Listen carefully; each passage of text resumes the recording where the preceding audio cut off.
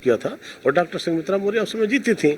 लेकिन अब बदायूं की मिट्टी में ही जन्मे पले बड़े यहाँ के ध्रुव सिंह साक्य जो हमारे ब्रज क्षेत्र के अध्यक्ष भी हैं, चुनाव लड़ रहे हैं और भाजपा के कार्यकर्ताओं जो आत्मविश्वास है और बदायूं लोकसभा की जनता जिस तरह से समर्थन दे रही है भाजपा के लिए, तब मैं कह सकता हूँ बड़े मार्जिन के साथ हम बदायूं लोकसभा में कमल खिलाने जा रहे हैं। आदित्य यादव या समाजवादी पार्टी कह रही है कि प्रशासन जो है वो कहीं ना कहीं जबरदस्ती कर रहा है और हमारे लोग जो है वो मतदान नहीं कर पा रहे हैं। इन आरोपों पर क्या कहेंगे आप?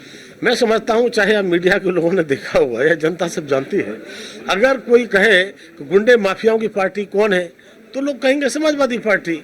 और आज ये कहने में मुझे कोई संकोच नहीं कि हमारे माननीय कल्याण सिंह जी जो नेता थे भारतीय जनता पार्टी के, जिन्होंने इस देश के लिए काम किया, जिन्होंने पिछड़ों के लिए काम किया, जब वो दुनिया को अलविदा कहते हैं तो उनको तो श्रद्धांजलि देने गए नहीं।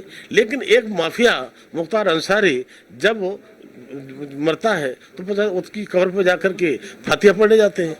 तब मैं कहूँगा कि इनको कोई लेना देना नहीं है कहाँ क्या, ये तो केवल और केवल गुंडई पर चुनाव लड़ते आए हैं। लेकिन अब उत्तर प्रदेश की जनता समझ गई है और बदायूं के मतदाता इस बार इस तरह से इनको हराने का काम करेंगे। मुझे लगता है कि सैफई परिवार का दोबारा से कोई व्यक्ति बदायूं चुनाव लड़ने की हिम्मत जुटा नहीं पाएगा। एक आखिरी सवाल रहेगा सर, जिस तरीके से समाजवादी पार्टी का गढ़ रहा, हालांकि पिछली बार भारतीय जनता पार्टी के उम्मीदवार ने यहां पर जीत दर्ज किया, सपा कह रही है कि ये तो हमारा ही परिवार था, ये तो हमारा ही गढ़ था, तो हमारे ही लोग हैं, हमको ही वोट देंगे, बीजेपी यहां पर किसी भी तरीके से लड़ाई में नहीं है।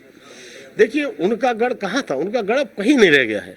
बदायूं हमने हराने का काम किया है, रामपुर वो गढ़ कहते थे, रामपुर में हमने कमल खिलाने का काम किया है, आजमगढ़ में गढ़ कहते थे, उस गढ़ को भी ध्वस्त करके हमने कमल खिलाने का काम किया है। इसलिए समाजवादी पार्टी का कहीं कोई गढ़ नहीं है। अगर पूरी भारतीय जनता पार्टी कमल खिलाने जा रही है तो पूरे उत्तर प्रदेश में खिलाने जा रही है। माननीय प्रधानमंत्री मोदी जी ने पूरे देश को परिवार माना है और जिस तरह से सबका साथ सबका विकास की तर्ज पर काम किया है, तो देश की जनता फिर से माननीय प्रधानमंत्री मोदी जी को 30 बार प्रधानमंत्री बनाने के लिए तैयार बैठी है।